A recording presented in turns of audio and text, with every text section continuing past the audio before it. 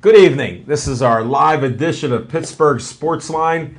We only have Devin Shea here, and he told us we're live, so I assume that's so. So if you're watching us on Comcast 7 only in Bethel Park, and you don't see us or hear us right now, I'm not going to hear a reply. And then we have Verizon 32 from Nemacolin all the way to Cranberry, Wexford. We appreciate you watching throughout the city of Pittsburgh and every community around. No doubt we like it, and we have a lot of sports talk here for you. I'm Al Levine, the talking machine. We got Chip, the Prophet Hayner, and Smokin' Jim Frazier. I want to thank everybody for liking our page. We hit a brand new high of 5,276 likes, so thank you for liking us. And thanks, Devin, for adjusting the camera on us. We appreciate that. And we start our opening segment with what's on your mind. And we're going to do that right now. Smokin' Jim Frazier, what's on your mind? Thanks, Al Levine, the talking machine. And if you want the green, you got the C, Levine. Hey, I want to thank Al Levine, the talking machine, Dave Cable, Devin Shea, and BPTV for giving us the opportunity to do what we do each and every Tuesday night. What's on my mind is actually the Pittsburgh Steelers draft a little bit. And I got a couple sleepers who I love. I got them ranked very, very high. I hope the Pittsburgh Steelers take a look at them. There's a young man out of the University of Maryland named Sean Davis. I'm projecting him to be a cornerback. A lot of people are projecting him to be a safety. 6'1", 201 pounds. He is the hardest. He is the best hitting cornerback since Rod Woodson, and the hardest hitting cornerback since Ronnie Lott. He got 4.4 speed, great size. I hope the Pittsburgh Steelers consider him. I have a strong safety from the Southern Utah University, and he's the best strong safety I've seen since 2002-3 in the draft when Troy Polamalu came out. His name is Miles Killebrew, 6'2", 225 pounds, a real killer.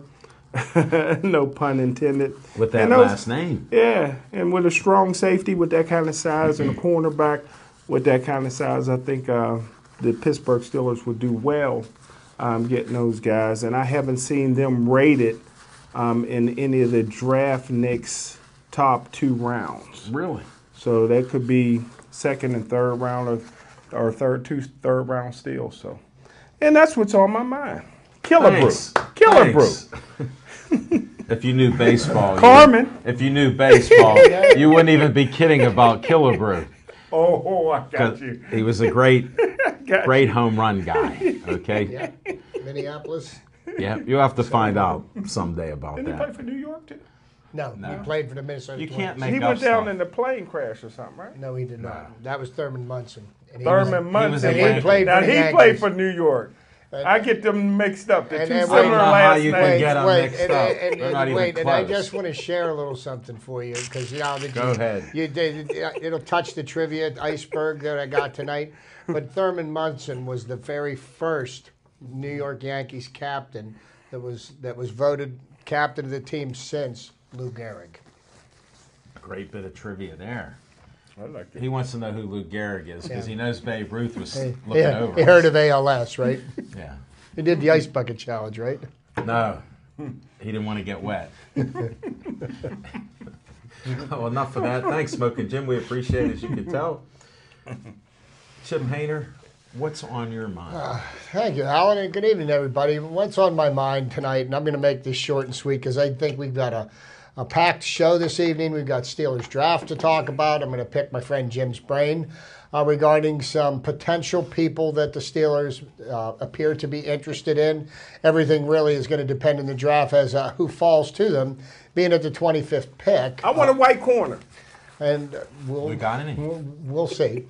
But, you look at the various things that are happening around sports and, just the ridiculousness of it all. You've got the ex-Cleveland Brown quarterback and ex-NFL football player and, previous Heisman Trophy winner Johnny the Trainwreck Football, who's just continuing on his downward spiral, and I think he may have made it close to hitting bottom. I don't know how much lower you can go when Drew Rosenhaus fires you, but he's achieved that goal. So he has now been fired by 2 agents and the team that he signed with coming out of college.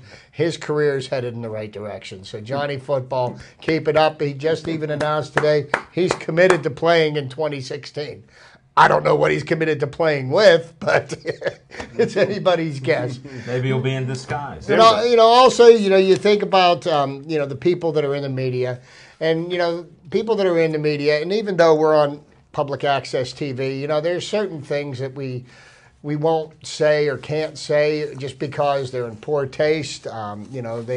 They could lead to censure or whatever there may be. But when you've got a job as a national analyst for a major network, you should be held to a different standard. And that leads me to Curt Schilling, former Major League player, World Series winning pitcher, star of the Red Sox, the Diamondbacks, pitched for the Philadelphia Phillies, and he sticks his foot in his mouth more than anybody else. Yesterday, I think he crossed the line, posting something on Facebook, which he immediately took down, but the damage was already done. It's out there, and it's about time that, teach these people a lesson to keep their personal opinions about things to themselves. If they want to espouse their feelings about things in private to close family and friends, that's one thing. But you can't use a social media or a national platform to espouse the hatred and stuff. It's time to make him go away. But the one thing I love about sports, there's always something to talk about. But that's what's on my mind. It doesn't end. Jim, thank you there. I'm glad you didn't censor Smoking Jim Frazier. No, Jim's... He gets away with a bunch of stuff. There, that's why he's my man. He's like the Teflon Don. He doesn't know about that stuff. So. It doesn't stick. There you go. He got it now. That's good.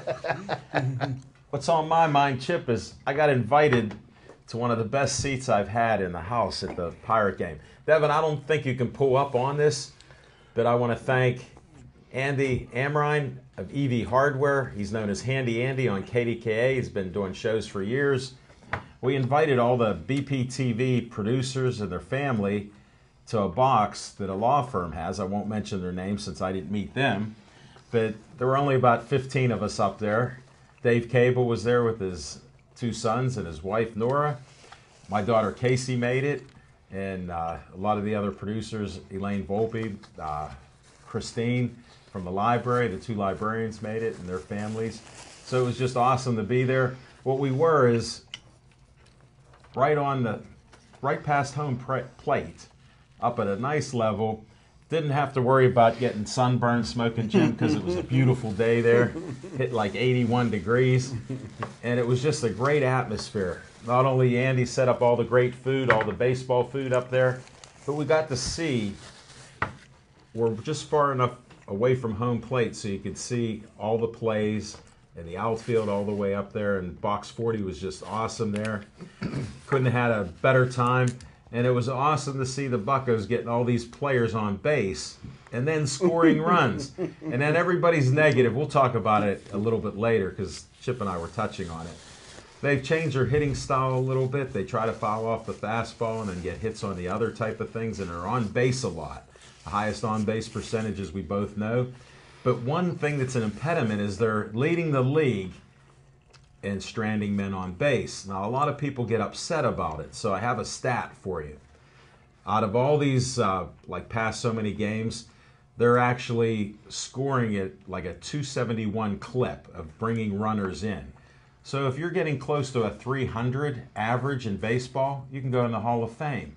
People go to me, like I was explaining at the box to some of the people. In baseball, it's odd. You have success when you only succeed 3 out of 10 times, which means you fail 7 out of 10. That's why it's so against what Smoking Jim believes in football. Because if you failed 7 out of every 10 times carrying the football, you're off the team. And he's not on any football team, so think about it. But with baseball, to be hitting 271 on driving in runs if you do that through the year, we're going to win over 100 games. We're going to win a lot more games than we lose. Well, that's a fact. part of what I wanted to bring out. So I had a great time, great food, great photo or two we took. So appreciate all the likes on some of the pages that my daughter Casey took a photo. Living the hashtag sweet life, she called it. Yes, sir. SUITE life. So people loved it. And it was just a great game. And then to win the game 9-3, see some fireworks on a home run. Sean Rodriguez. Is that ball landed yet? No. But what was amazing is he got up one pitch, gone. I mean, it was like a rocket. The third deck of the Rotunda. And that was quite a shot. So we got to see a little firework or two there. And then at the end of the game, closed it out that way. And what amazed me, it wasn't a packed house. It was close. But people were leaving throughout the game. Now, I know it was a nice day, but you're here for a nice baseball game. That reminded me of one friend of mine. They started leaving after the 5th inning. And I'm like, how can you do that? But that's what happened. So it was a great day of baseball. You know, last summer, my wife and I go to the games, and she doesn't like extra inning games. And it's a Saturday night. A Saturday night. The Pirates are playing the Cardinals just before the All-Star break. And what happens? Tug it on my arm to go. Tug it on my arm. It gets to the bottom of the 12th. I go. After this inning, we'll go. And I was planning on staying. McCutchen hits a walk-off home run in the bottom of the 12th. It was one of the greatest moments at PNC Park. The place went bananas. It was 12:30 at night. You got to see it through to the end if you're a true fan. Yeah, and I've been a true fan my life, so we stayed till the end. And we even had a few leftovers, too, Smoking Jim. And the desserts were out of this world up there. If you ever get a chance to go in a suite, take advantage of it. And the price was right, Smoking Jim. You can only guess. Okay. And that's what's on my mind. Good job. Thank you. We got lots of sports, and we start out with my favorite segments coming up right now. Fiction and Fact from Smoking Jim's Almanac. Thanks, Al Levine, the talking machine. And I got to give credit where credit is due.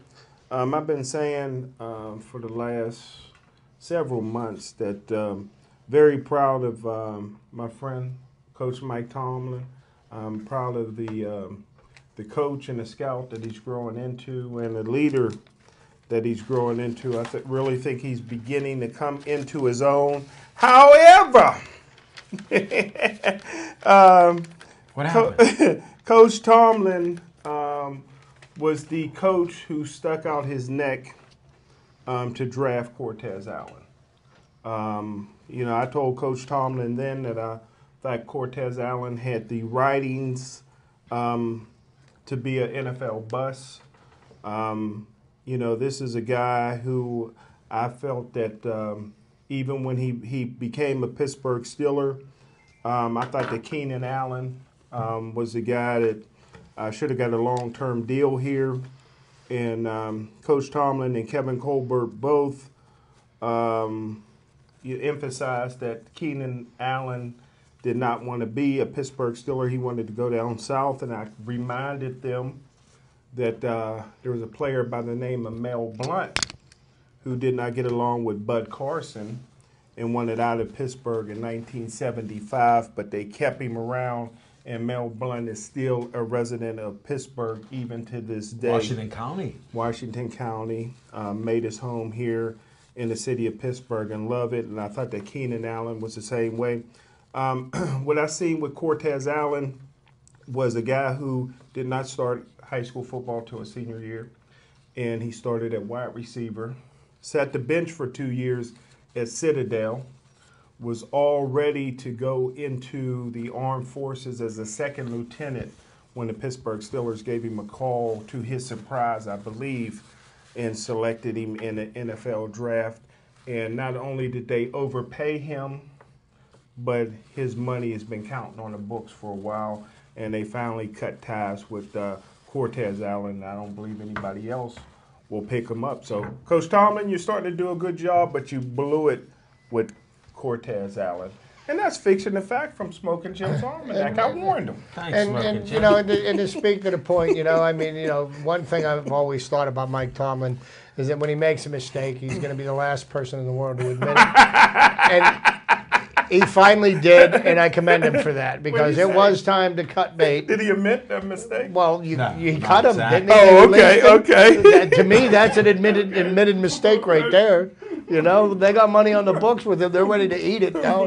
That's speaking volumes to me. Okay. Yeah.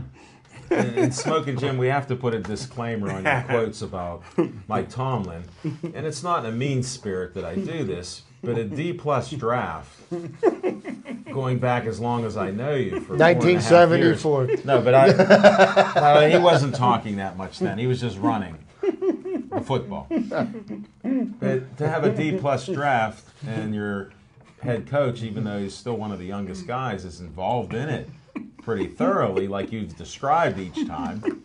And you talked about his lack of skills and wasn't ready for the head coach, let alone picking players. So I find it ironic at this late date that you're doing it. So that's my little disclaimer for people that are new to our show, because anybody that's watched it for a while knows Smoking Jim's a lucky man to even go on the War Room on draft day. So we'll cover that later on. But I appreciate your insights. And your Cortez Allen thing, it was a swan song that was coming up for a while. Next week, I'm going to eat like I'm in the suite. Okay. We know that. Definitely Smoking Jim. All right, now we got Chip's trivia time. What do you have, Chip? I got a little bit of everything. I got some hockey trivia. Thank you to the man behind the scenes, Devin Shea, provided me with some good fodder for the NHL playoffs. But we'll get to that. But the first thing I want to make note of, April the 18th, 1950. On April the 18th, 1950, none other than Vin Scully broadcast his very first Dodgers game.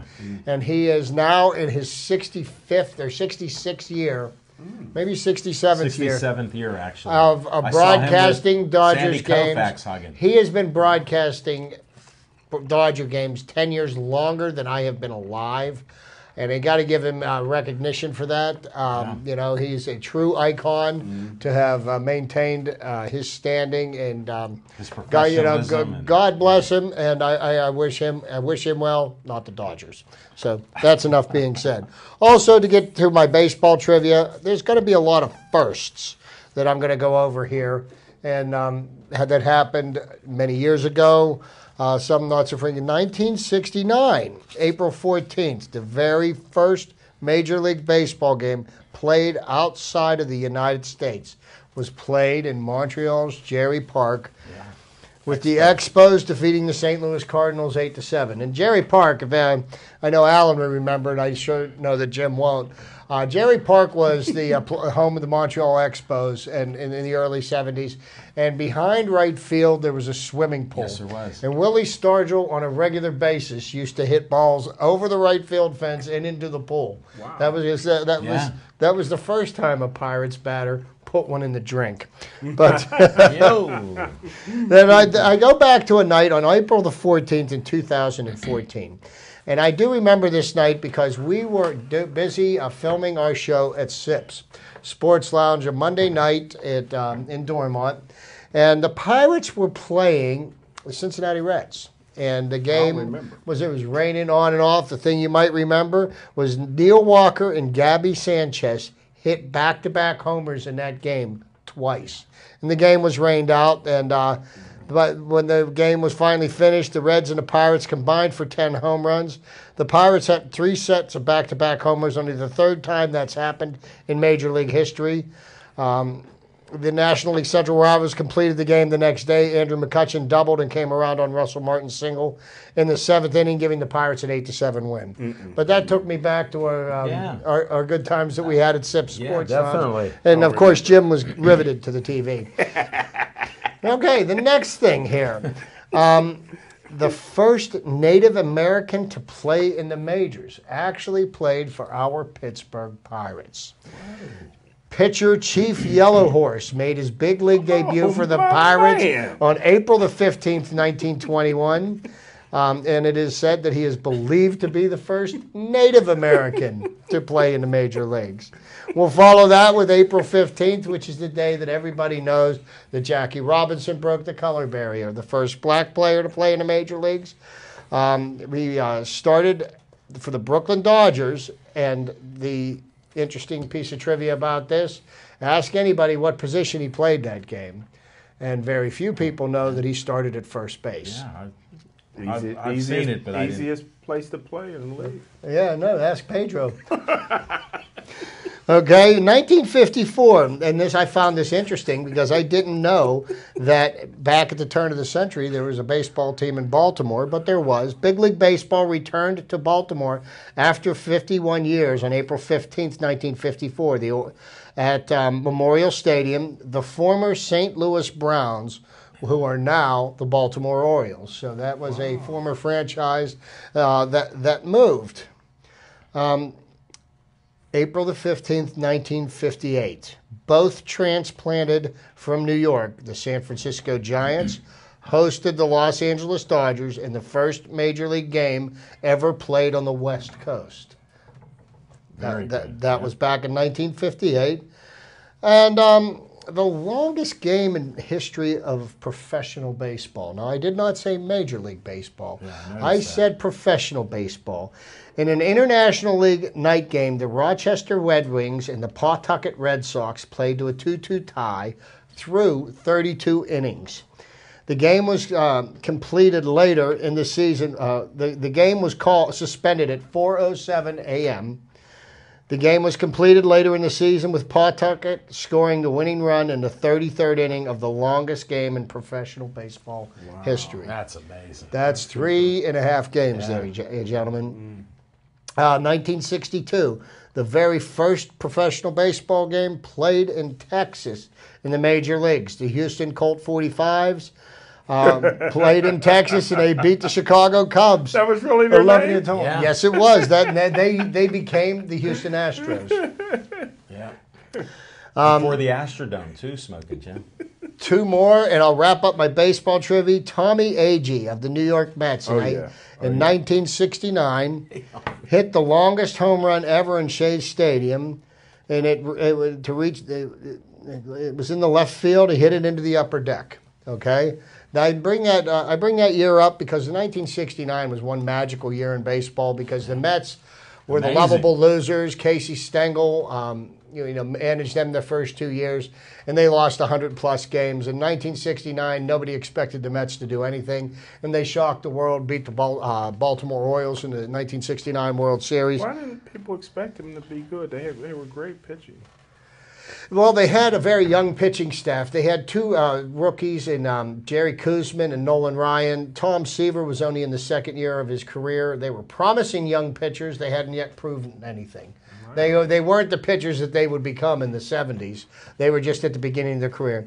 Then the longest home sellout streak in major professional sports ended at 820 games.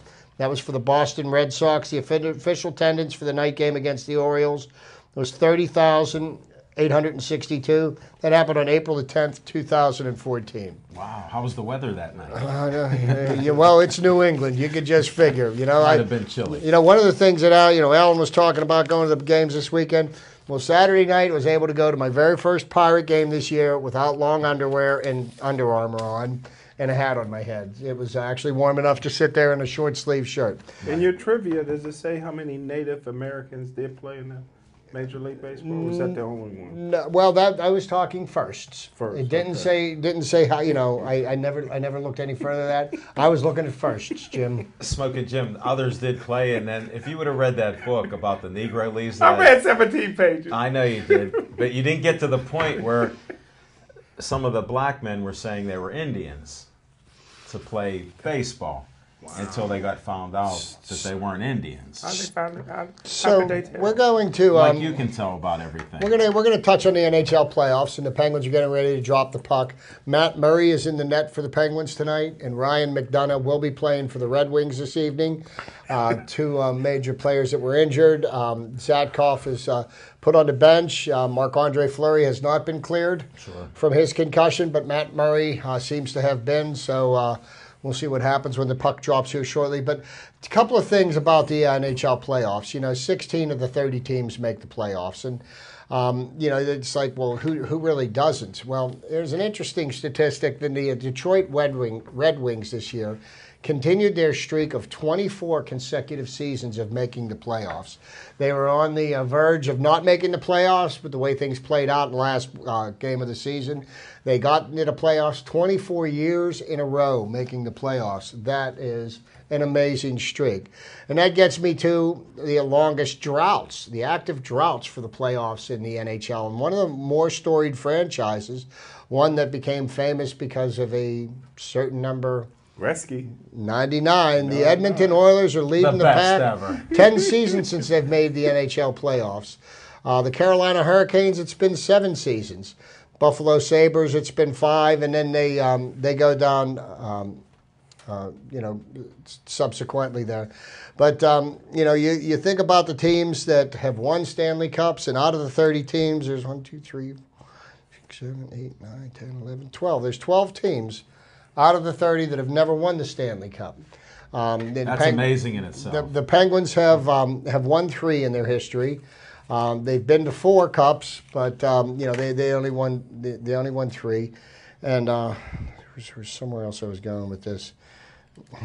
With who's won more than one, or no. Here's the interesting thing about this year's playoffs: the game of hockey was invented in Canada, it's played predominantly by Canadians. The NHL was basically started in Canada, and this is one of the very few seasons, and I do believe it's probably been 17 years since this has happened. None of the Canadian teams made the playoffs this year, not a single one of them. It's all American teams, which I know is going to make the Canadians a little bit testy. But most of the American teams got Canadian players that are stars on it. Well, and that's the thing. That's the thing. But the Canadian teams, very good point, Smoking Jim. The Canadians, the Maple Leafs, the Canucks. You got the Oilers. You got the Calgary Flames.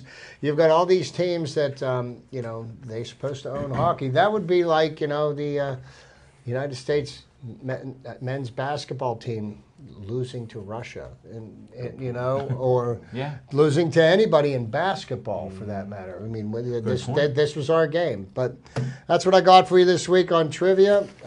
Nice closing there. Got some interesting stuff to talk about. My friend Jim, I did some research on the draft. My man. And I think we'll have round Jim's 1 brain coming up shortly. And I'm going to be picking my friend Jim's brain and see what he thinks about some of these people that are supposed to be in the Steelers' gun sights, so to speak. Well, good luck on the picking the brain part.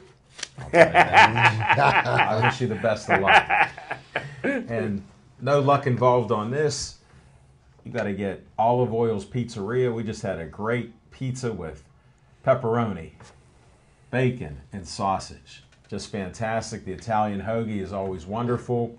We call 412-831-1900. I know the Penguins have to be playing. We didn't hear any results yet, but they were supposed to start at 7, probably start at 7:15. So we may be getting an update right now. If Chip doesn't have one, I'm sure my man Devin Shea, who's running everything. Murray is looking good so far, quote unquote, of Devin Shea. That's what we want to hear, because he got his mask ripped off, his head was torn off, and he may have been concussed, but we never heard that. So I'm glad he's in the net looking well. We also have another promotion or two here. I know Devin can't pull up too much on this, but this is Golden Gloves. There's a Hall of Fame dinner, and there's Golden Gloves boxing on the 23rd. That's this Saturday at the Royal Place. So we'll be back there filming that. Smoking Jim and I are honored to do the duties there. We can't wait. A lot of great fighters, great coaches, trainers, families, you name it there. So we appreciate it. Now, again, for all you groups that are out there that maybe you have something in Bethel Park that you'd like to get funded, that you're helping the kids, there's grant money available. This is definitely, out there, the Bethel Park Community Foundation. I am a member on there, so I'd like to promote this each time, that you can contact us. You can go to www.bpcf.org for information. Find out how your group can get at least $100 up to $5,000, depending on what you're actually doing. So check that out. Thank you again for listening. Now, let's see what else. I thought I had something else. Yes, we always put our Stay Joey Strong out there. Yes, sir. For an 8-year-old boy like Joey to not make his 9th birthday because they said he had DIPG, brain cancer. His family suffers that all the time. I was going out to get my mail today, and I heard somebody beeping at me. I don't always look and think they're beeping at me, but there is a gentleman named David Fabus, whose son is Joey, and we pray for him all the time. He said, whenever I go past your house, I beep. So I waved to him this time because I saw him. But stay Joey strong. We'll do that at the end. You know, I appreciate that. I have a little conversation about On Location. Oh, wait, before I do that, we have our last promo here. This is May 6th, Designer Bag Bingo. You got all these great purses, and it's only $25. Starts at 7 o'clock. They got door prizes. You get 10 cards right off the bat, 1 door prize ticket. There's food there, 50-50 raffles. We got a lot of great baskets there. Some are going to be even worth hundreds of dollars, just like the purses. So come on out May 6th, 7 o'clock. $25. You can go to EV Hardware, see Handy Andy, pick up a ticket. Bethel Park Library, talk to Christine and Elaine, or come see Dave Cable right here in the Municipal Building in BPTV. Now On Location, we'll be heading back to Atria's PNC Park. We've got a lot of great guests coming there, so don't miss the show. Smoking Jim was early. We started 6:30 now. I want to tell you, he made it with no problem. And it was great to have him there. We'll be back. They got, of course, the Talking Machine Big Mouth Burger. They got his round mound of nachos, hot pot roast nachos that are just unbelievable. Only $6 if you mention Jim's name. And other specials, small bites, drink specials. So come on out. We've got a great show planned. A lot of guests coming there from all walks of life. You know, we have an eclectic bunch of guests. Don't miss these people this week on Monday. See you at 6:30. Now we got to start. Thank you. We got to go right to the Steeler action since these guys are studying up. Smoking Jim lives and breathes this. 366 days this year. It's leap year. So it's an extra day. I forgot about that. And he usually only works 3 days. I heard it's only 2 in honor of leap year. He's going to skip another day. So it'll be 2 days of work. Chip, I know you've been studying. I'm going to let you too. Ding, ding. Well, you know, I think everybody realizes it, and you know, it's commonly known the Steelers need to go defense in the draft. I mean, that goes without saying. The general consensus is we need to go cornerback. You know, and was the 25th pick of the draft. The people that the Steelers may desire may not be available. That, you know, Jim's got a couple of sleepers that could be picks. But I did some research today and looked into some of the people that the Steelers have interest in, and they want to, you know, and everything is going to depend on how things fall. But here's a couple of people that the Steelers are potentially looking for, depending on who's available in the first round. Sheldon Rankins, a defensive lineman out of Louisville. And the other one is... You're pumping me up. Did you say a lineman? That's just what I wanted. That's it. That you did call that. That's what I want. Thank you, Chip. I'm studying up. Eli Apple, which is a defensive back from Ohio State. Okay. Now, you know, these players have been ranked as high as the 12th to 14th best in the draft by some draft. So what are your thoughts about either of those players? Well, Eli Apple's not the apple of my eye. A little overrated. He's a young guy coming out a little bit early. He was protected playing in Ohio State's great defense. They're probably going to have more defensive players get drafted this year than any other team, even Alabama. Really? And, yeah. Wow. And I would stay away from the kid from Louisville, too. Okay. Now, they said now there's a couple of others that either of those aren't available. One of them, William Jackson III, a defensive lineman out of Baylor. Well, okay. You're talking about lineman. I thought you meant Jackson, the defensive back cornerback. Okay. Well, and then Andrew Billings. What are your thoughts about him?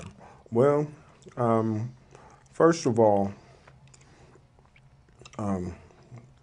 if the Steelers take any of your top 4, now they love the kid Jackson from Baylor. Mm-hmm. They do love him. Joe Green took him out to dinner. Wow. Wow. Why couldn't Smoking Jim get invited? Yeah. Yeah. So, you know, they love the kid. Other than Al Levine, the Talking Machine, and he could be right. His predictions have come true.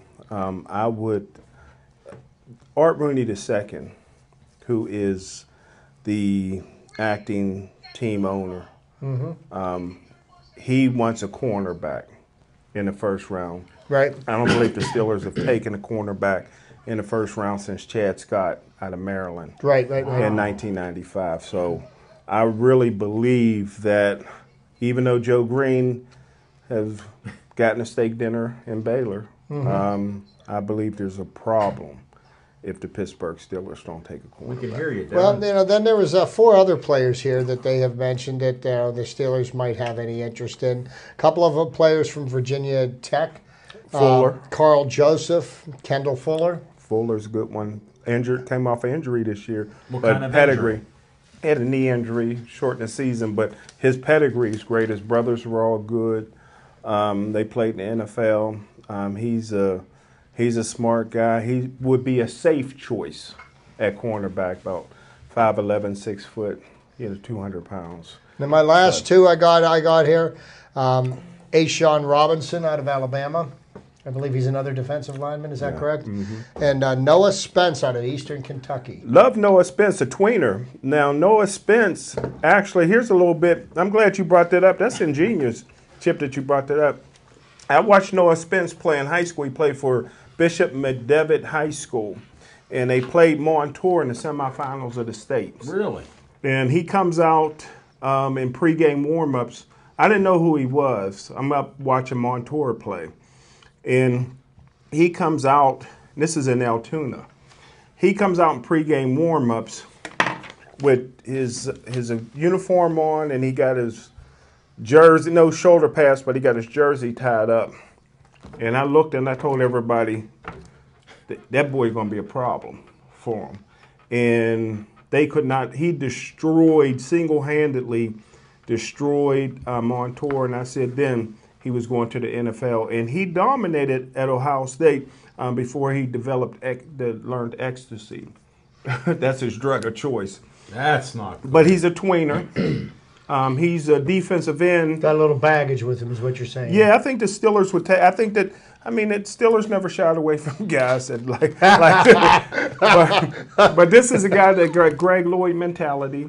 Perfect. For a defensive player. The coach thought so highly. I've never seen a coach. Now, Urban Meyer, this is how highly he thought of him.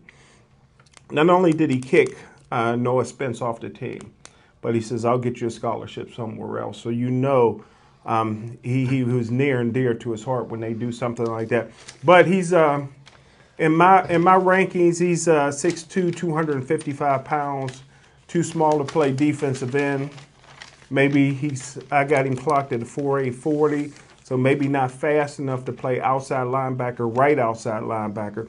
But he is the second or third best pass rusher that I have in this particular draft.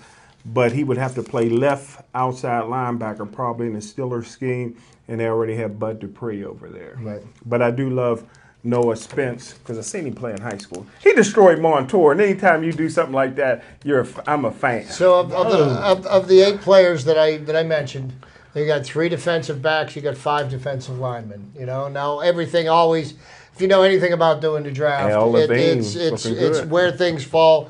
And I understand that even Cleveland's looking to trade out of the 2nd pick, and somebody else is looking to trade out of the 3rd pick or trade down. Yeah. Who knows? Maybe. There's some things could happen here in the next week. Just because we're slated for number 25 right now doesn't necessarily mean that's where we have to draft. Good point.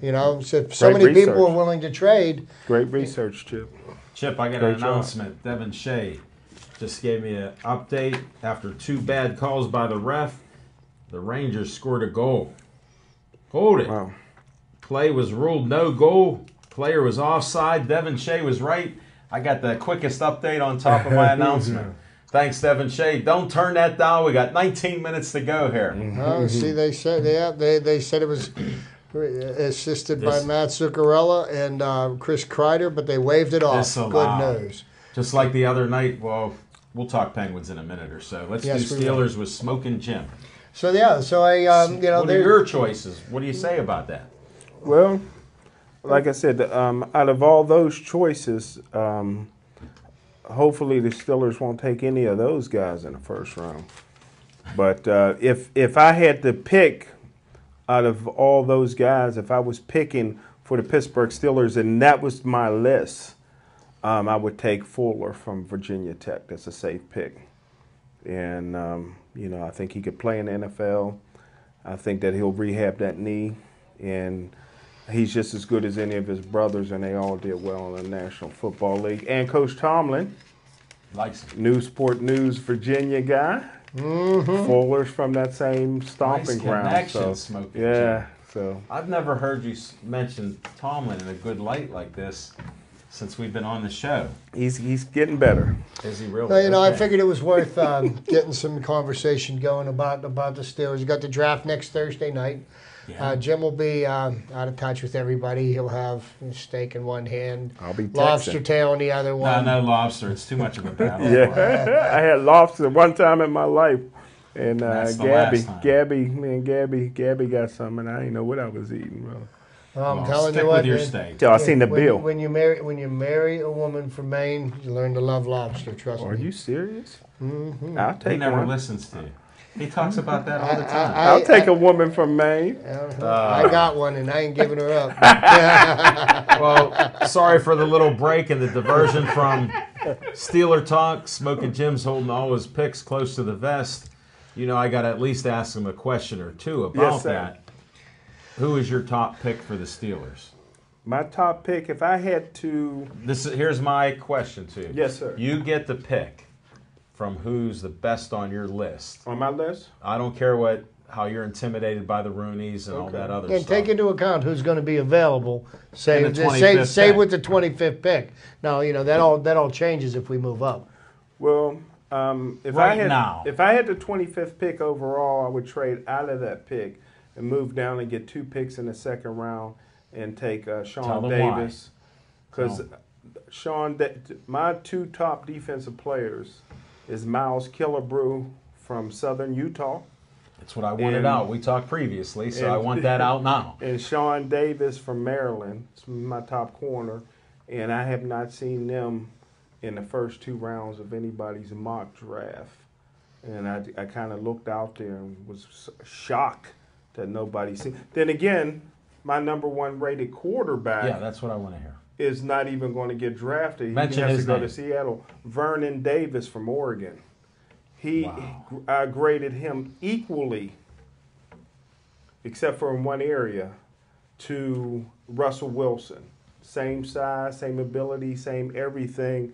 And don't forget, I had Russell Wilson as the number 1 quarterback in the super quarterback draft over Andrew Luck. And Yes, I you predicted did. in that draft that RG3 would be a bust. You did And I that. think that Russell Wilson's making me look good right now. And Vernon Davis is every bit as good as Russell Wilson, and no NFL team will draft him. So you're telling me that RG3 isn't the latest savior of the Cleveland Browns? He's going to be number 26? Well, he'll No, fit the right in. 26th quarterback since 1999. You know and what? I He'll can, fit right in. and Chip made a great point that Cleveland's thinking about trading out of that pick, and are they What are they looking? pinning their hopes on RG3, the guy that could Yes. lead Silent Prayer? Well, if there's anything that Cleveland can do better, like this is what I thought this was funny the other night. They released the NFL schedules the other night, 8 o'clock. At 8:01, the Cleveland Browns are already mathematically eliminated from the playoffs. Yeah. And that's traditional. Chip, What do you that's got- actually traditional. What do you guys think about the Steelers playing on all holidays? I actually love it. They're a piece of meat, so play. Well, for yeah. my entertainment, I want to see football. on Yeah, Christmas. you know, Give me 2 it games. doesn't bother me a bit because you know what? If you're getting paid that kind of money, I tell you when to work and when not to work, and if you don't like it, go find another job that pays as Harrison- much. Smoking Harrison Jim, will here's be- my point before you bring up Harrison, because I know you're buddies. So my point is they all get paid to work, as Chip is saying. Other teams have played on the holidays. Why are we different? It's our turn. So you just take it and go play. I feel sad for some of them that can't get up with their kids on Christmas Day. But I want to see football on Christmas, so You're I the got guy- over that quick. You're the guy that says you're the emperor in the Coliseum. that's but, it. But, Piece when, of but meat. when they can secure their child's future, okay, and for Some don't generations believe in Santa Claus. and generations to come, there's a trade-off. Just leave the presents with Santa's name on it. You'll be fine. Mama can read it to him. That's it. No, I don't have a problem with it, nor should anybody else. Why would you? That's how the schedules I are. guess I'm probably the only person in America that believes that even when your wife goes in labor, you out there playing a game. And I'm the only one. I mean, teams allow guys to go and watch the birth of their kids. Me, I want to see you out there playing. And I guess that's why you're sitting with us on Pittsburgh Sportsline. And we're proud to have you here. You can voice your opinions. So if we don't agree with you, it's fine. They can show the delivery on the Jumbotron. Yeah, you got a boy. I don't know about that, Smokey Jim. People might get offended there. I got another update. Devin Shea just said that they held off a 4-minute penalty by the Rangers. So with no further ado, forget the Steelers right now. My favorite team is Philly. I love the Well, that's okay, because you're not a hockey fan, but we appreciate that. We're going right into the Penguins right now. I'm hoping I want to win today. I think they got to come out strong. They hear there's penalties against them. They had a goal scored on them that they took away. I think we need some offense. What are they doing shooting the puck? Because they've been great at it when they've done it. Well, here's what I think is, the Penguins came out and they played a decent first game. They didn't set the world on fire, but they pulled out a win with Zatkov as their backup goalie, basically stealing a win, stealing a win for them. They got taken to task by the Rangers in Game 2, and let's not count out the Rangers. They were in the finals 2 years ago. They were in the conference finals last year. But I think one of the biggest strong points for the Rangers was they did not lose their franchise goaltender to an eye injury in the first game. He was able to come and play the second game. It came up big for them. Now, I think one of the things that is hurting the Penguins, and now that there is the concussion protocol, right. I think the Penguins need Marc-Andre Fleury if they're going to go deep in these playoffs. They need him to play. Matt Murray was fine. He's coming back from a concussion, and his concussion was sustained in the last game of the season when Mike Sullivan admitted he made a mistake by starting him against the Flyers, which the Flyers were going to try to take out somebody on the Penguins team. They sat Crosby. Because they didn't they didn't want to get them hurt, because that's just something the Flyers have been known to do for 40 years. So and that's you why got Smoking Jim likes him. You've got that going on with the Penguins. The doubt about the goaltending. Then you've got you've had people that have been out for 6 weeks. You've got Evgeny Malkin, you've got Olli Mata. Yeah. You've got a team that, while they were out, performed better than any team in the NHL and had great chemistry together. Now, all of a sudden, you're taking people out that were producing and that got comfortable with working with other line mates, and you're plugging in superstars that, I'm sorry, it just takes time to get up to game speed. And can you afford to do that in the playoffs? I mean, Evgeny Malkin, no doubt, he's probably one of the top 10 players in the league, maybe in the world. Yeah. But he hasn't played in 6 weeks, and here's what They didn't seem like they knew what they wanted to do with him. That's what it looked like to Saturday. Me. But I did notice, instead of him going east to west, which he does a lot of the time, if you notice the game, he was going north to south. So that's a difference to him. And traditionally, with Malkin, his second game back is when he starts scoring a goal or feeding people a lot better. And I noticed there was a little hesitant there, and maybe he's not in the game speed shape, because that means something. But this game, I know when I get home to watch it, he's going to go out there. I predicted a goal the last time I did this. He will get a goal tonight. Aaron, so you know what? Malkin. Maybe, Devin, you can text Alan the answer to this. Is Olli Mata playing? Because the way he performed on Saturday, I wouldn't be too surprised if he was a healthy scratch. That's a disappointment, I'll tell you that much, because he's usually come back where he's ready to roll instantly. Right. Sort of like Letang. But the defense had been playing, well as a unit, and then once again, you're taking away somebody that was performing and plugging in somebody that was injured. They had a couple breakdowns that I think Fleury would have stopped. Okay, yes, he is. Okay, good. Mata's playing there, so Ollie, good luck to you. We only got 9 minutes left, so I'm getting excited to get home and watch some hockey. And at the end of the day, we pull this win off in New York. I think we're in a good place. I think we definitely need to steal one of these games in New York. I'd hate to see us go down 3-1 and coming back to Pittsburgh. If we come back tied 2-2, I think we'd be in a pretty good place, and hopefully Marc-Andre will be available later in the series. And with Marc-Andre getting hurt like he did, he had 2 concussions in a short period of time. Well, and with the protocols that they have, he's been practicing, which I was optimistic, but when you can't pass the protocol, well, you're in trouble you know, there, and I mean, and people used to play with concussions in the past, but it's a different. We're beyond. It's a different world that we live in now. Football, hockey, even baseball and basketball are the same way. All the sports, they've gone to it. You got more supervision with doctors and other people that aren't connected with the teams, which makes a difference on that. So, you know, and just to touch on Jim's comment from last week, Golden State Warriors set the single season best regular season record in NBA history. And as soon as they raise that trophy here in June, I will then call them the greatest team ever. But they're up 2-0 on the Rockets, even though Steph Curry sat out last night's game with an injured ankle. They took an MRI, no structural damage. He's going to be fine. He's questionable for Game 3. So, you know, more to pay attention to then. They did the right thing on that. You know, they did watch him. What was amazing at the end of the season, he had 402 3-pointers.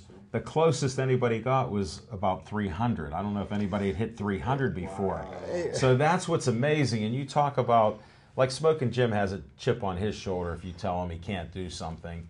And just the disrespect that the Golden State Warriors think that they were given has taken them to another level. I was one of the detractors last week about Smoking Jim because I like the team. I've watched a lot of their games. When you start out a season 24-0, and I want to know what's going on. So I did watch them. And in honor to my dad, I watch a lot more games at the NBA. I always watch the playoffs. And when Steph Curry started out the game, the first game, he had 24 points at the half, and his ankle was shot. Well, you know, 24 points. Last night, and probably the first time ever, what's his name? Shaquille O'Neal actually said something that made sense, and what he did was... And he actually ran to like a monitor. He took James Harden to task for his lack of playing defense last night. And if you had any chance of beating the Warriors, it's with Steph Curry out of the game, and they just refused to play defense and got run out of the gym. Smoking Jim? Little Jimmy? What's going on your mind? Now, here's the reason why if Golden State was going to sit on their laurels, they are not going to now. Golden State breaks a record that will never be broken again. Nobody will ever win 73 games or more in the NBA history. Just like the Miami Dolphins record will never be broken. Best team of all time, 72 Dolphins. But the headline everywhere wasn't that. It was Kobe scoring 60. So now that chip is back on their shoulder. Yeah, everywhere was Kobe. I didn't even know Kobe was playing that night. You bring a great point up. Mm-hmm. And, you know, and here's the thing. You know, Kobe Bryant in his day was the best player in the NBA in his time. His time has passed him, but... You know, was that Kobe's last hurrah, or were people standing around watching him so he could throw up 60 on his last game? I watched the game. Hey, how hard a defense were they playing? Well, here, I'll tell you. I think they were watching. They weren't playing. No, I don't know. I watched part of the game because I was flipping between watching Curry start out tossing those threes in. I mean, he had like 3 in a row or 4 in a row to start the game. It was awesome. So then a friend of mine said that, you know, Kobe's there playing. It's his last game, and I watched a few minutes. Nothing was really happening. Then I switched back. But you know, and they may have let him go a little bit, but there were guys banging into him. He put up 50 shots. Right. You know, he scored 60 points. I mean, come on. Well, see, 50 shots. Did anybody else on the team get 5? Well, I found the irony of it is they couldn't get a lead no matter what Kobe was doing until the end. Well, yeah, because somebody other than him had to score. You know, pass the ball, dude. They weren't doing much passing, And that's history. I mean, you give him credit, the third leading scorer in the NBA history. No, Started basketball at 18 years old, Hey, played 20 years straight. The thing I think that showed his testament as how great of a player he was, he won 3 NBA titles with Shaquille O'Neal as his centerpiece. After Shaquille left, they still won 2 championships without the big pivot man. And to me, that's what the measure of his greatness was right there. Because he won back-to-back titles after that. Very true. But we touched on NBA where we don't normally. Would somebody want an NBA team in Pittsburgh? Because there's excitement about the NBA. Yes, sir. Yes, sir. I think if it were an NBA, I'm starting to change a little bit. That if it was an NBA franchise, we might have the fans come out. I'd like to see it. I personally don't see the economy of the Pittsburgh area supporting a 4th professional sports franchise. That's just my opinion. I could be wrong. I'm agree with Al Levine, the talking machine, and Jessica Lee. Ah, there you go. She's the one that, as an attorney, told us that if you had an NBA franchise instead of ABA and whatever else you had here, that now you have big money backing it, and you got people that want to see the NBA. So, I know we're going to get to a couple of minutes of Pirate talk here, but what do you think about the idea of them putting advertisements on the jerseys of the NBA players? I'm not for NASCAR. I'm not for NASCAR. Can you imagine, the Los Angeles Lakers down here and eat at Joe's up here on the regular? Why not? Anything to make money. No, I'm not for that. Have them tattooed How about on. the Xfinity Steelers? I think they should just tattoo them. They love the tats. Put them on. Let's go to Bucko talk because we're at 7-6. 7-6, and I tell you what, you're watching. Now, and I got to give some credit to Jim here. Jim likes to push my buttons, and yes, the performance of the Pirates pitching staff last week was mediocre at best. Okay, and that's how it was. And the Pirates do have a much better pitching staff than their performance was last week.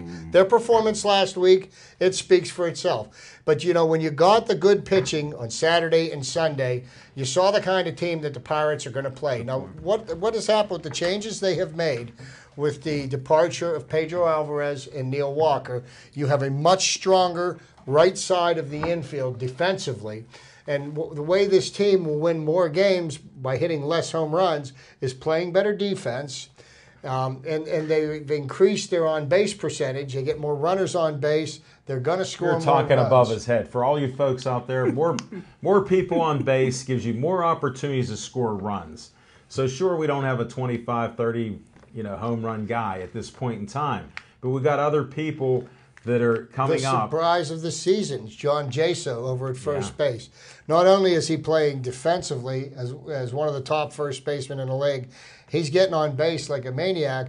And the 2 left-handed bats that we have in our lineup, Jaso and Gregory Polanco, are doing an amazing job at getting on base. And I think Gregory Polanco is on the precipice of becoming a superstar in the Major League Baseball. You're right. Well, you have to age a little bit, Smoking Jim. You have to get what's called experience playing games. The patience that he's showing at the plate. Yeah. And with his at-bats, he leads the league in walks. Right. And when he hits the ball, he's hitting it hard. What will happen is he continues with the approach that he's got. The balls are going to fly out of the stadium because he's hitting them solid. I've seen him bang them off the walls. And, you get a little elevation on that, man. They're in the seats. And once we get to May, Kutch will start his MVP tear. He's doing not too bad. Tyon and Glasnow doing well in AAA. Exactly. And Young Ho Gong started his rehab in Indianapolis last night. Things look promising for him. That's our basic information. Got about 30 seconds left. Smoking Jim, any final word here or anything? Can't wait for boxing on Saturday. And where's it going to be? It's going to be at the Royal Place. 88 and 51. Yeah. Smoking Jim knows the address now. Chip, any final word here? Nope. I got a 3-game series against the Padres starting tonight. Well, I want to thank everybody. Thanks, Devin Shea, for controlling this whole operation, making us first class. Dave Cable, Bethel Park, we appreciate it. And will you all please stay Joey strong.